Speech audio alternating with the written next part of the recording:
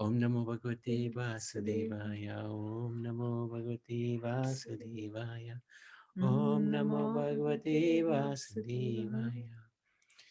So Hare Krishna, dear devotees, thank you very much for joining us today. I wanted to seek your good wishes and your blessings so that we can remember three wonderful personalities, and we want to seek their good wishes and blessings as well. These three personalities were there at the time of Lord Chaitanya. Devananda Pandit, he disappeared on Saturday, Ekadashi day, and today two other devotees. So we will look at their lives in brief, of course. There's not a huge amount of information about them, and hopefully we'll fit in chapter 13 of the 5th canto as well. Okay. Devananda Pandit, he lived in Navadvip in a section known as Kulia or Kolodvip. It's one of the 9 islands in Navadvip, near where present-day Chaitanya Saraswati Mutt of Sridhar Swami is located. Chaitanya Mahaprabhu used him to manifest the glory of Bhagavatam to the world. So this is really appropriate to just to remind ourselves of what we are trying to dive the nectar into the nectar of, rather. So Devananda was born, he was known actually as a very good lecturer, professional reciter on the Bhagavad Puran. But he had a little inclination towards Mayavad philosophy. When Chaitanya Mahaprabhu heard him one time, Chaitanya Mahaprabhu wasn't very happy with him because of his interpretation of the Bhagavatam. Mayavad philosophy means that one thinks that one can become God, can merge into God. And that's definitely not what the Bhagavatam is all about. As we've seen in the last 4.5 cantos, bhakti is emphasized again and again and again. So how one can have Mayavad thoughts when you're reciting the Bhagavatam is very difficult to understand. But anyway, one day, this wonderful personality, Srivas Pandit, and Srivas Pandit is one of the Panchatattva, Sri Krishna Chaitanya Prabhu Nityananda, Sri Advaita Gadadhar, Shivasadi, Shivas.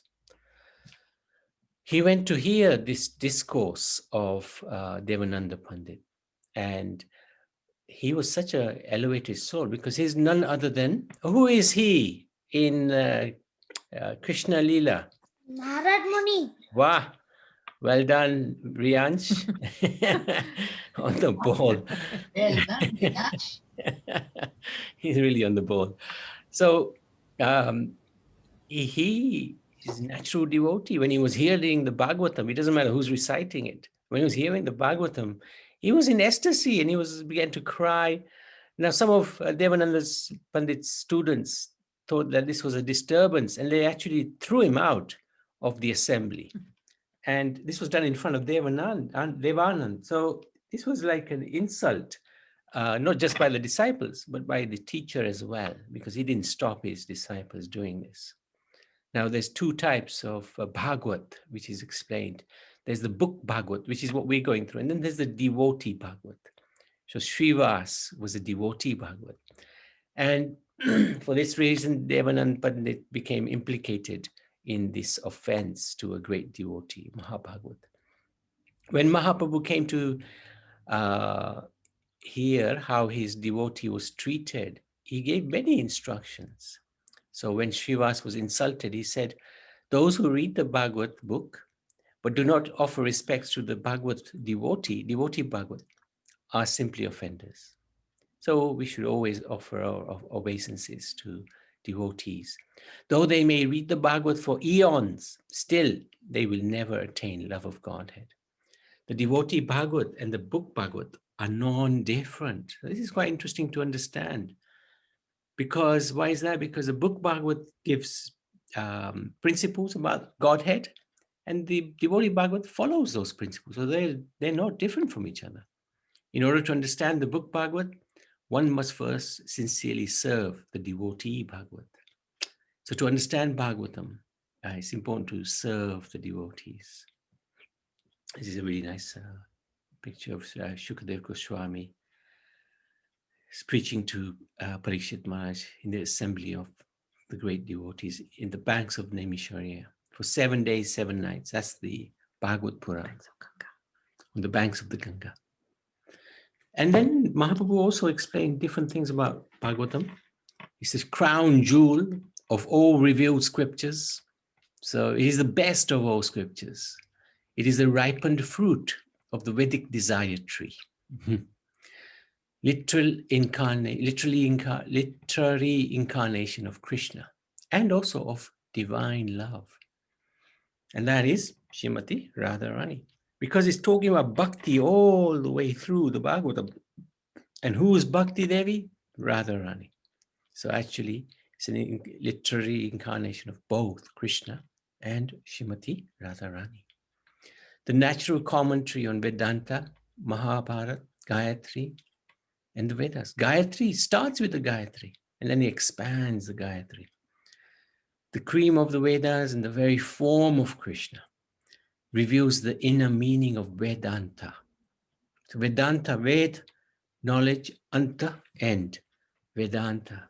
So this Bhagavatam describes, it explains the inner meaning of Vedanta. It's purification of conditioned soul and relished by the pure devotees. So we're getting purified, and the pure devotees, even the most qualified devotees, relishes the Bhagavatam. You never stop reading the Bhagavatam. Beyond sensual experience, inconceivable nature of Bhagavatam. It's understood through the Vaishnavas, and it's dear to the topmost Parahamsas. Bhagavatam promotes bhakti as the ultimate goal of life. The Bhagavatam is the essence of the four Vedas. So this is really good to just remind ourselves again and again. What we're reading is nothing compared to it. And just another quick bit of revision. The first two cantos relate to the lotus feet of the Lord, and that's where the introduction took place of creation and the sub-creation by Brahma. Then the 3 and 4 are the thighs. Fifth, where we are, is the navel, and we're coming very close to the description of Bhumandal and the structure of the universe, which is probably the most challenging aspect of the philosophy that we look at. 6 is the chest, 7 is the arms, 8 is the arms as well, 9 is the throat, 10 is the lotus face, 11th canto is the forehead, 12th is the head. So we're looking forward, hopefully, to getting to these cantos as well. But we will enjoy the nectar first of the 5th canto. Okay, so what happened to him? Although he chastised Devananda for this Mayavad philosophy, Devananda didn't care much. He didn't have any faith in Chaitanya. So he carried on. He neglected Devananda. Chaitanya Mahaprabhu neglected Devananda, didn't bestow any mercy on him. Now, this is the beauty of devotees. There was this devotee called Vakeshwar. He's actually an incarnation of Anirudh, partial incarnation of Krishna. And he actually was responsible for the deliverance of Devananda. So what happened?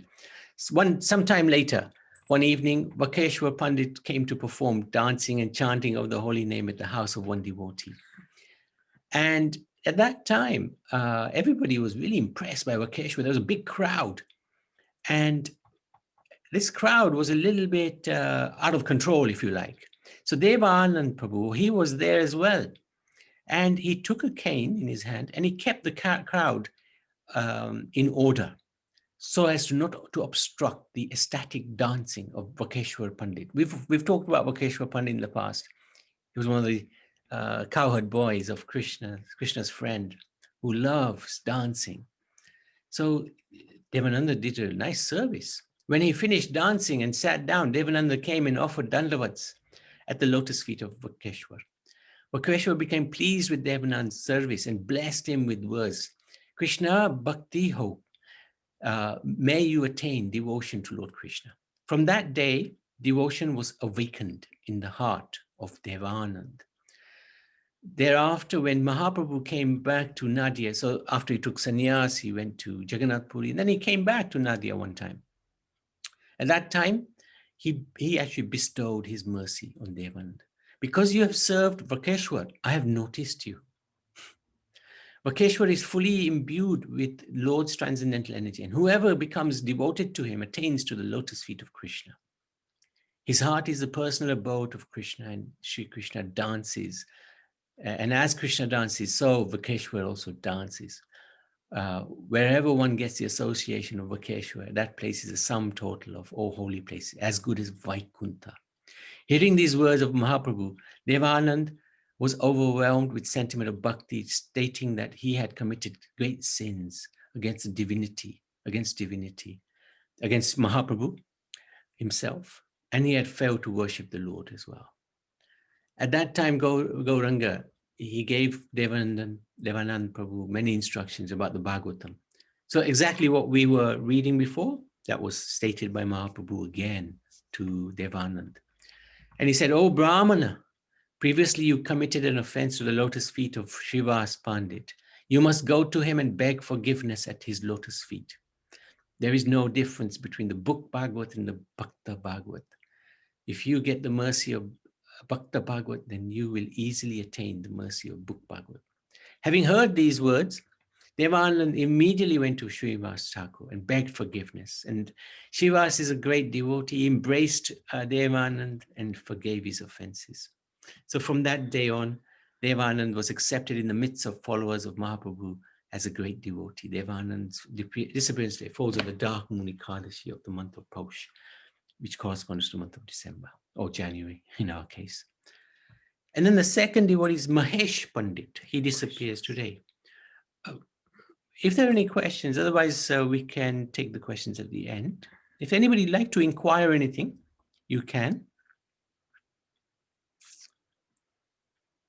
Okay. Mahesh Pandit was actually one of the 12 cowherd boys. I think he was the 12th one. So one of the 12 cowherd boys were very close. Principal cowherd boys, yeah. Sakhas, Gopas, who were very close to Krishna. Very, very close to Krishna. They're non-different from Krishna, actually. His home was first situated in this place called Masipur. Then the Ganga sort of took over. And eventually, they ended up in, I think, this one here, Kangalpur, Puli. And that's where there is his residential place is housing the deities, and his Pushpa Samadhi is there.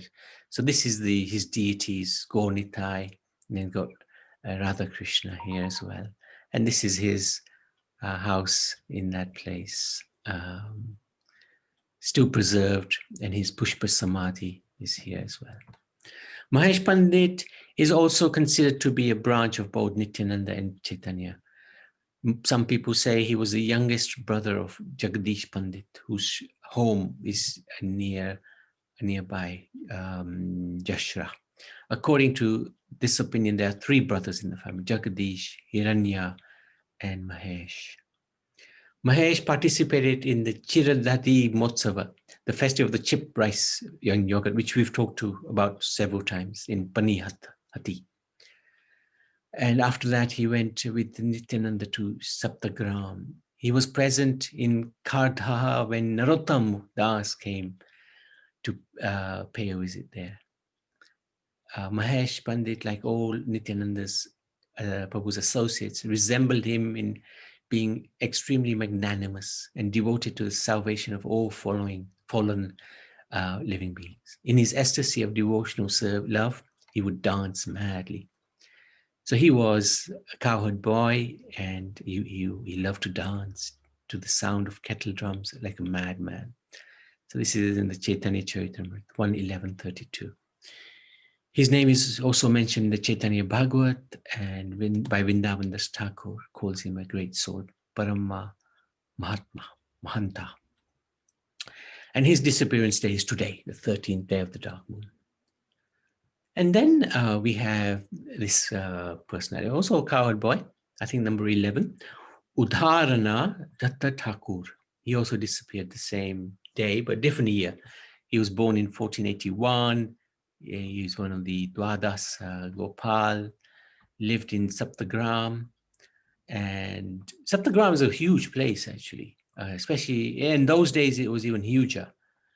He is the 11th amongst the 12 cowherd boys. His name is Subhahu. He was raised in a luxurious family, within a family of gold merchants. This place is very famous for traders and gold merchants. He later married and worked as a wealthy state minister. The place where he held office is today called Uddharana in his honor. So Prabhupada writes in a purport, very interesting, in Adilila 1141. Calcutta was developed under the British rule by the influential mercantile community, and especially by the Suvarna Vanik community who came from Saptagram to establish their businesses and homes all over Calcutta. They were known as the Saptagrami mercantile community of Calcutta, and most of them belonged to the Mulik or Sil family. More than half of Calcutta belongs to this community, as did Srila Uddharana Thakur.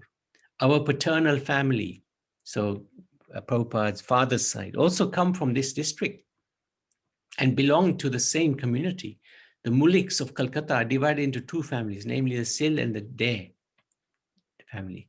And he was known as Abhay Charan De, whose members, intimately connected with the Mohammedan rules, received the title Mulik. So they come in this tradition. The Prabhupada's family come in this tradition, which is quite interesting. Performing Prema Nam Sankirtan in Saptagram, Lord Nityananda delivered the entire community of bankers and gold merchants. Uddharana Dutt said that Saptagram is such a holy place that simply by seeing it, one is freed from all sins. Nityananda would often stay in his home and accept food from his hand. He was a great cook. When he was 26 years old, his wife suddenly died. He left everything to associate with Nityananda Prabhu and preached the glories of Krishna's holy name.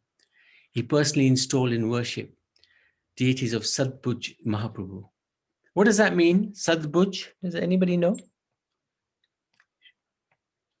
7 arms? Close. Six arms. Six, sorry. Sadbhuj. Yeah, okay. Yeah, very good. That's good. Nityananda Gadadhar, he serves Balaram as Shubhahu Sakha in Vrajadham. His samadhi is 64 samadhis area. Now, what's going on here? After glorifying Uddharana Thakur as an exalted devotee of Lord Nityananda, who worshipped him in all ways, Krishnadas Kaviraj praises all of Nityananda Prabhu's devotees.